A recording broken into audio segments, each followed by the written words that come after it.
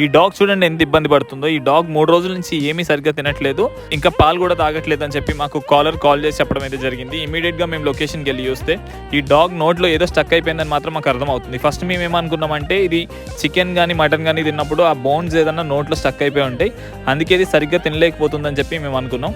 కానీ దీన్ని నోరు ఓపెన్ చేసి చూస్తే దీని పైన దవడ మధ్యలో ఒక కర్ర పుల్ల స్టక్ అయిపోయింది, ఒక కర్ర. ఇది రీసెంట్గా బర్త్ ఇచ్చింది బేబీస్ని సేఫ్ ప్లేస్లో పెట్టడానికి కర్రల్ని వాటిని జరుపుకునేటప్పుడు ఇది ఏదైనా కర్రని గట్టి కొరికి తిన్నప్పుడు ఇది ఆ పీస్ అనేది దీని 2 దవడల మధ్యలో స్టక్ అయిపోయిందేమో అని చెప్పి మేము అనుకుంటున్నాం. సో డాగ్ చాలా ఫ్రెండ్లీ ఉండడం వల్ల మాకు కొంచెం ఈజీ అయింది, ఎందుకంటే మేము చేయి పెట్టి తీసేసినా ఇదేమనట్లేదు. ఫైనల్గా అయితే మేము ఇదైతే తీసేయగలిగాం. చూడొచ్చు మీరు వీడియోలో, ఈ పీస్ వల్ల ఇది ఇన్ని రోజుల నుంచి ఇంత ఇబ్బంది పడుతుంది. ఫైనల్గా అయితే ఇది మేము తీసేయగలిగాం. ఇది ఫుడ్ వాటర్ కూడా బాగానే తీసుకుంటుంది. Thank you for watching. Thank you. Donate us to save more animals. Thank you.